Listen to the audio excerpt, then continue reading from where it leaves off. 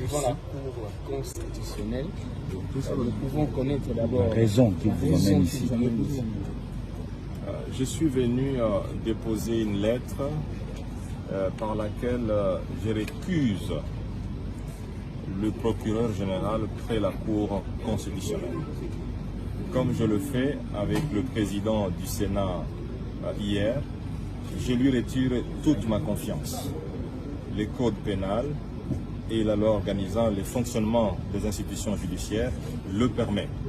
Lorsque vous n'avez plus confiance au juge, et dans les cas d'espèce, lorsque vous n'avez plus confiance au procureur général, vous avez le droit de le récuser. Donc c'est une action qui est conforme à la loi.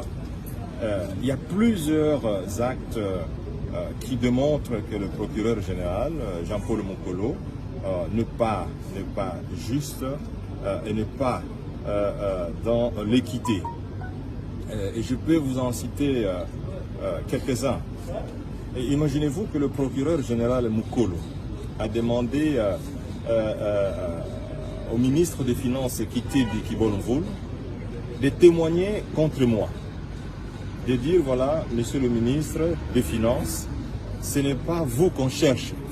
Nous cherchons à condamner monsieur Matata, aidez-nous à le charger.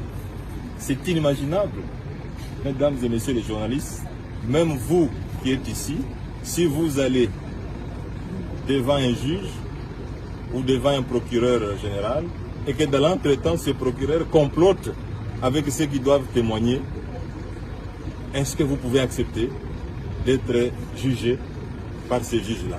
Non. Il est jugé parti et ceci est tellement inacceptable pour un haut magistrat. Il est procureur général près de la haute cour. Donc chargé de juger un président en fonction, un premier ministre en fonction, de tels actes sont inacceptables.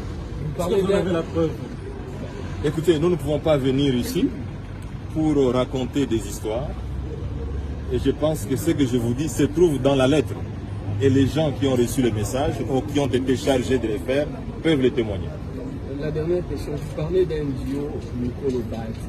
De quoi s'agit-il exactement? Bon, en fait, les deux sont en complicité et sont en action contre moi. Évidemment, vous le savez, le procureur général Jean-Paul Mokolo, pour bien opérer, et il harmonise avec le président du Sénat, qui est en fait le chef de notre institution.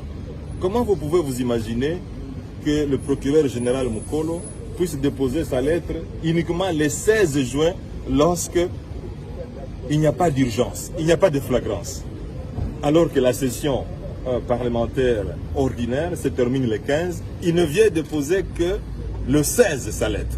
C'est qu'il y a une complicité. Et ce n'est pas la première fois. La première fois c'était le 28 juin. La session s'est terminée le 28 juin à 18h. Et à 18h30, Jean-Paul Mokolo Nkonkesha déposait son réquisitoire. C'est quand même des coïncidences inimaginables. Et donc ça, je crois que le procureur général Jean-Paul Mokolo, maintenant que nous l'avons récusé, maintenant que nous l'avons retiré toute notre confiance, conformément au code pénal, conformément aux lois qui organisent les institutions judiciaires, il n'a plus le droit de pouvoir opérer sur mon cas. Nous avons retiré la confiance non seulement à lui-même, procureur général, mais aussi à l'ensemble des magistrats qui travaillent dans son office. Alors un petit commentaire, parce qu'on vous a vu quand même l'autre, vous avez été Premier ministre, c'est vous qui avez. Écoutez, nous récusons l'office, le procureur général et son office. C'est conforme à la loi, ce n'est pas à moi de pouvoir décider ce qui doit se passer. Alors, un petit commentaire, parce que c'était lorsque vous avez été Premier ministre de cette ville, que ce bâtiment, Hubert et Barry, avait ces bâtiments ont une histoire avec votre gouvernance.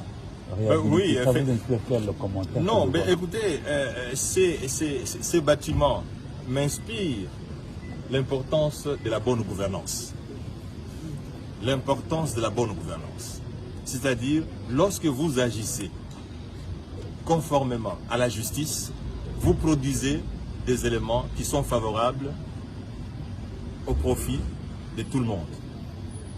Je pense que le procureur général d'après la Cour constitutionnelle, si il pouvait imaginer que ces bâtiments dans lesquels il travaille ont été réhabilités, équipés par l'ancien Premier ministre qui a œuvré dans la bonne gouvernance, je pense qu'il devait se poser la question 2 fois, 3 fois pour opérer dans la mauvaise gouvernance comme il est en train de le faire.